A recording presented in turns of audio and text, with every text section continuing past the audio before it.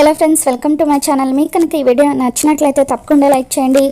ఆరు బాగీలోకి ప్రవేశించడంతో గుప్తా తన దివ్య దృష్టితో ఆ విషయం తెలుసుకుని రామ్మూర్తి ఇంటికి వస్తూ ఉంటాడు. ఈ బాలిక ఏదైతే చేస్తుందని నేను భయపడిపోయానో అదే ఈ బాలిక చేస్తుంది అని చెప్పి రామ్మూర్తి ఇంటికి రావడంతో రామ్మూర్తి మంగళ ఇద్దరు కూడా గుప్తాను చూసి షాక్ అవుతారు. మీరేంటి గుప్తా గారు ఇలా వచ్చారని చెప్పి రామ్మూర్తి అడుగుతూ ఉంటే గుప్తా టెన్షన్ పడుతూ ఉంటాడు. ఇక అప్పుడు మంగళ ఒకవేళ మనోహరి గాని మండపానికి తీసుకురమ్మని చెప్పి మిమ్మల్ని ఇక్కడికి పంపించిందా? పైకి కనిపించదు కానీ మనోహరికి నేనంటే ఎంత ప్రేమో, పదండి గుప్తా గారు వస్తున్నానని చెప్పి మంగళ అంటూ ఉంటే అప్పుడు గుప్తా కోపంగా ఆ బాలిక నాకేమీ చెప్పలేదు, నిజానికి అసలు ఆ బాలిక మనసులో కూడా నువ్వు లేవు అని చెప్పి గుప్తా అంటూ ఉంటే అప్పుడు మంగళ కోపంగా అబ్బో వచ్చాడు భూత వైద్యుడు, ఇతనికి ఎవరి మనసులో ఏముందో ఎలా తెలుస్తుంది అని చెప్పి అసలు ఇంతకీ నువ్వెందుకు వచ్చావో చెప్పవయ్యా అంటూ మంగళ అడుగుతూ ఉంటే అప్పుడు రామ్మూర్తి వైపు చూస్తూ గుప్తా మీ కుమార్తెతో మాట్లాడడానికి వచ్చానని చెప్పి అంటూ ఉంటాడు. ఏంటి, నా కూతురుతో మీరు మాట్లాడడానికి వచ్చారా? ఎందుకు గుప్తా గారు అని చెప్పి రామ్మూర్తి అంటూ ఉంటాడు.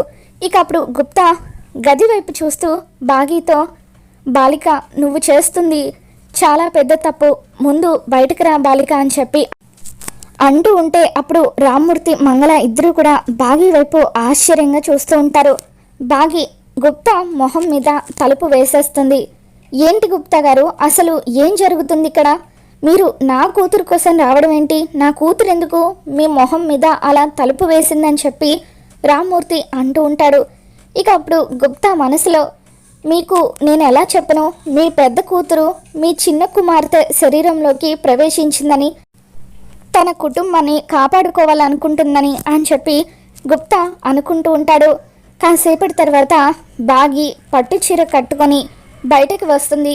పట్టు చీరలో బాగిని చూడగానే మంగళ షాక్ అవుతూ ఏంటి నువ్వు ఇలా రెడీ అయ్యావు, పెళ్ళి చూడడానికి వెళ్తున్నావా లేదంటే తాళి కట్టించుకోవడానికి వెళ్తున్నావా అని చెప్పి అంటూ ఉంటుంది.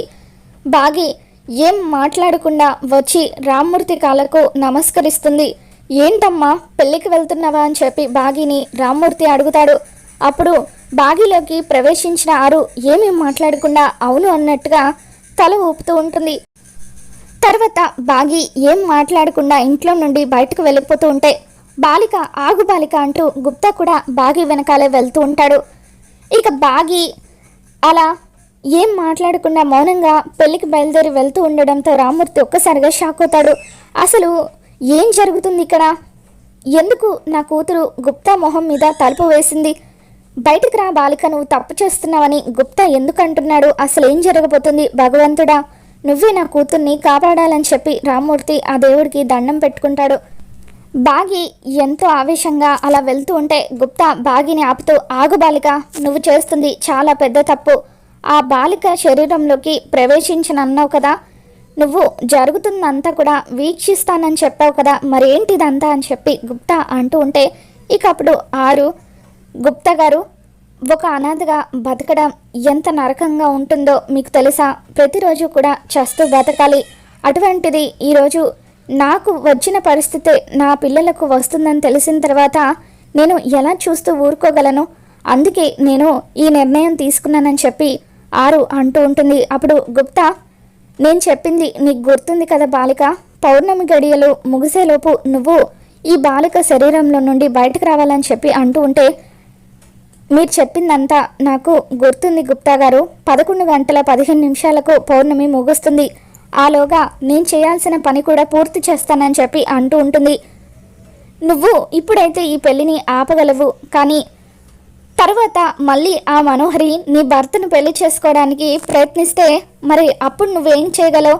ఎందుకంటే ఈరోజు నువ్వు మా లోకానికి రావాల్సిందే కదా అని చెప్పి గుప్తా అంటూ ఉంటే ఇక అప్పుడు బాగీలోకి ప్రవేశించిన ఆరు మనోహరి ఇంకెప్పటికీ ఆ పని చేయకుండా శాశ్వతంగా నా ఇంట్లో కోడలిగా అడుగు పెట్టకుండా నేను ఒక నిర్ణయం తీసుకున్నాను గుప్తా గారు అని చెప్పి ఇక అలా అమర్ భాగ్యలా పెళ్లి చేయాలన్నట్టుగా నిర్ణయించుకొని ఆరు ఆవేశంగా అలా వెళ్తూ ఉంటే ఏంటో అసలు ఈ బాలిక ఏం చేయుచుందో ఏమీ అర్థం కావడం లేదు అని చెప్పి అంటూ ఉంటాడు. మరోవైపు సౌరవ్ తన మనుషులను తీసుకుని అమర్ ఇంటికి బయలుదేరి వస్తాడు. బయట ఉన్న సెక్యూరిటీ ఏయ్ ఎవరు పడితే వాళ్ళు లోపలికి రావడానికి వీల్లేదు అని చెప్పి అంటూ ఉంటే నేను మనోహరిని కలవాలని చెప్పి సౌరవ్ అంటాడు. అప్పుడు అక్కడ ఉన్న సెక్యూరిటీ మేడంకి ఈరోజు పెళ్ళని చెప్పి అంటూ ఉంటాడు. ఏంటి మనోహరికి పెళ్ళా? ఆల్రెడీ పెళ్ళైపోయిన ఆవిడకి మళ్ళీ పెళ్ళేంటని చెప్పి సౌరవ్ కంగారు పడిపోతూ ఉంటాడు. ఇక అప్పుడు గేట్ దగ్గర ఉన్న సెక్యూరిటీ మేడంకి పెళ్ళవ్వడం ఏంటి, మీరు ఎవరిని చూసి ఎవరనుకుంటున్నారు అని చెప్పి అంటూ ఉంటే ఏయ్ మర్యాదగా పెళ్ళెక్కడ జరుగుతుందో చెప్పు అని సౌరవ్ అతని కాలర్ పట్టుకుని అడగడంతో శ్రీలీల గార్డెన్స్ బంజారా హిల్స్లో జరుగుతుందని చెప్పి అతను అంటూ ఉంటాడు.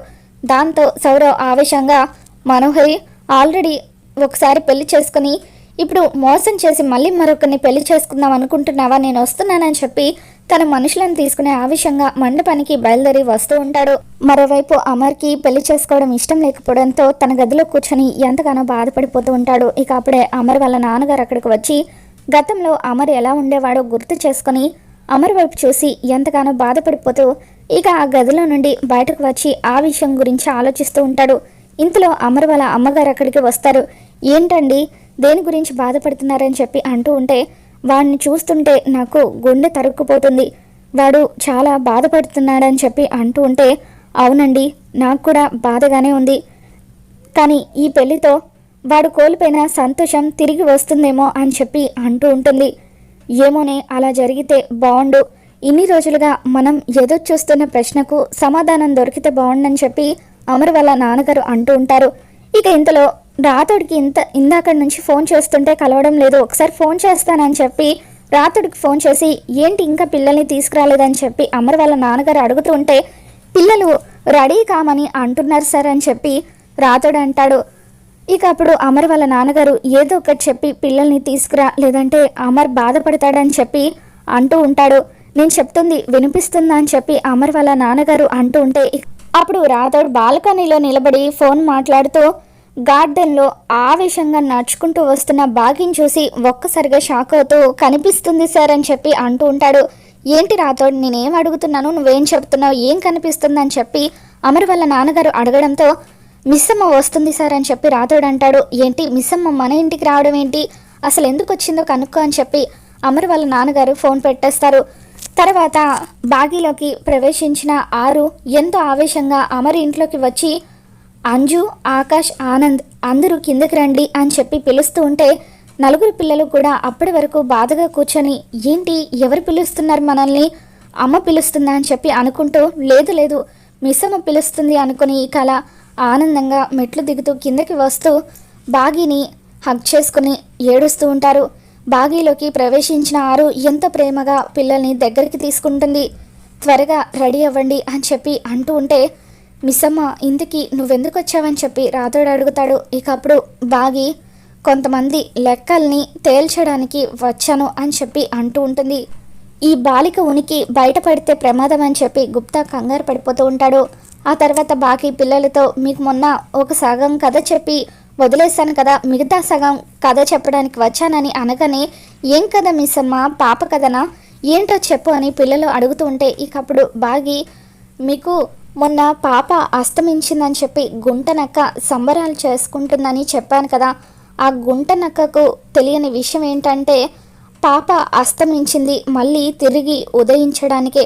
ఆ గుంటనక్క ఎవరు లేని సమయం చూసి రాజ్యంలో ప్రజలను వెళ్ళగొట్టాలని చూసింది, కానీ చివరకు ఆ గుంటనక్కే ఓటమి పాలైంది అని చెప్పి బాగి అంటూ ఉంటే అంటే ఆ గుంటనక్క పాపతో ఫైట్ చేసిందా అని చెప్పి పిల్లలు అడుగుతూ ఉంటే అప్పుడు బాగి అవును చివరకు ఈ యుద్ధంలో పాపే గెలిచింది అని చెప్పి అంటూ ఉంటే నలుగురు పిల్లలు చాలా హ్యాపీగా ఫీల్ అవుతూ ఉంటారు. తర్వాత బాగి ఎట్టి పరిస్థితుల్లోనూ ఈ పెళ్లి జరగదు, మనోహరిని నేను అడ్డుకుంటాను, పదండి మండపానికి అని చెప్పి పిల్లల్ని వెంట పెట్టుకొని మండపానికి వస్తూ ఉంటుంది.